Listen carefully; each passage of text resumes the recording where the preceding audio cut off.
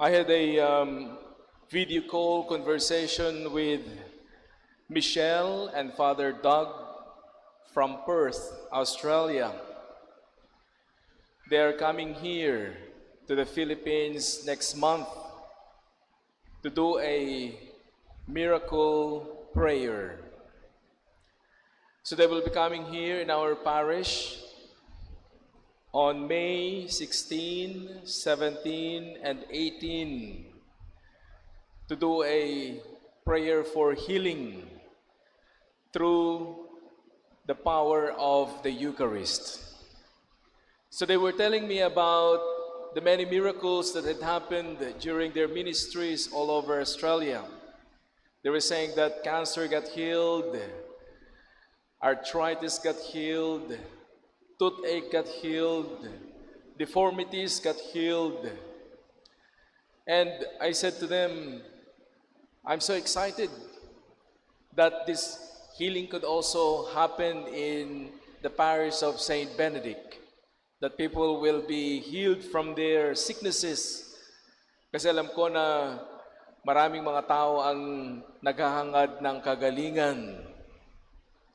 So as we were talking about all the necessities, the preparation for their coming next month, there's one thing that Michelle told me, because she's really an advocate of this ministry. He said to me that, Father, the most important thing that we're bringing to the people of your parish is for them to fall in love with the Eucharist. Because the Eucharist brings a lot of healing in their lives, emotional healing, physical healing, something that slowly God is doing on them. Sometimes God works in a very powerful way, katulad ng mga ganong nangyayari. But every time that you celebrate a Mass, every time that they come and receive the communion, healing happens to them.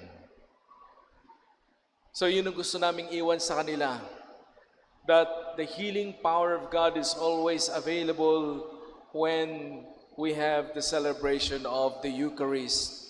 Because that's what Jesus said in the Gospel. Sabi niya, I am the bread of life.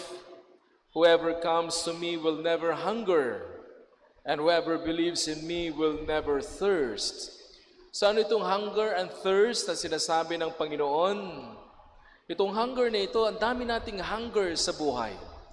Dami nating tayo po ay punong-puno ng gutom, no, sa buhay.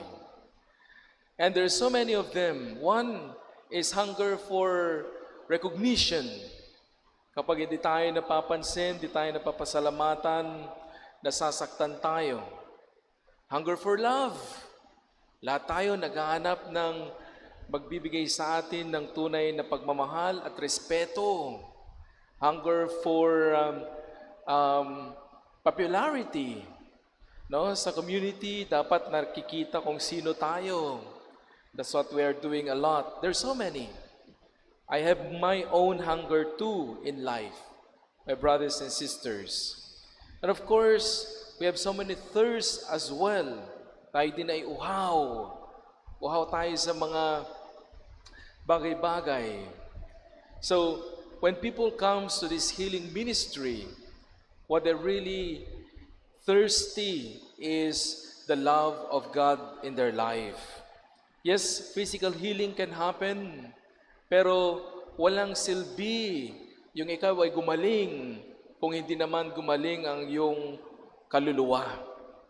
Kaya nga sabi nila, the greatest healing that could happen in our lives through the help of Jesus is not the physical healing. Actually, that is the least of the healings that we should be asking from God. The greatest and the first healing that we need to ask from God is the spiritual healing. Ano yung spiritual healing? Is for our spirit be in line with the Spirit of God. Yan po yung spiritual healing. Na sana sabihin natin sa Panginoon, Lord, alisin mo yung aking mga ugali, yung aking nararamdaman, yung thirst ko, yung hunger ko for many things that are worldly. Make me humble. Kasi talagang napakahirap maging mapagpakumbaba. No? Lalo na kapag masyadong mataas ang tingin natin sa ating mga achievements, sa ating mga bank accounts, at sa ating mga napuntahan sa buhay. Minsan ang hirap ng magpakumbaba. But ang Panginoon, He can only perform and renew and transform us if there is humility in our lives. And that is for every one of us here, my brothers and sisters. Lahat tayo may pride. Lahat tayo may lust.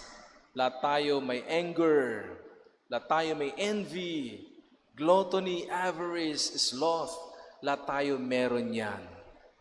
And this is the one that God wants to heal within us. And when we are healed from all of this, then we will recognize that Jesus is our true healer.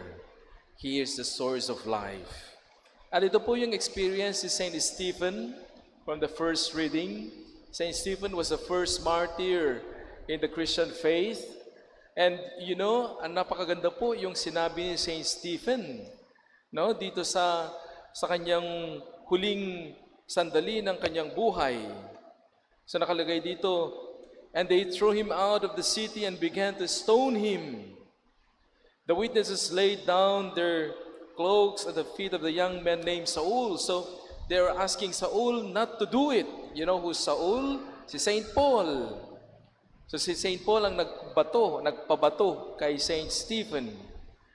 And then when Stephen is about to die, ito po yung Saint Stephen knew where he is going and who owns his life. Kaya nga sabi niya, Lord Jesus, receive my spirit. And the very last word that came out from his lips, sabi ni Saint Stephen, Lord, do not hold this sin against them. No? Nakapagpatawad pa rin siya sa kasalanan ng mga taong pumatay sa kanya. Talagang napakahirap gawin yun. No? Napakahirap.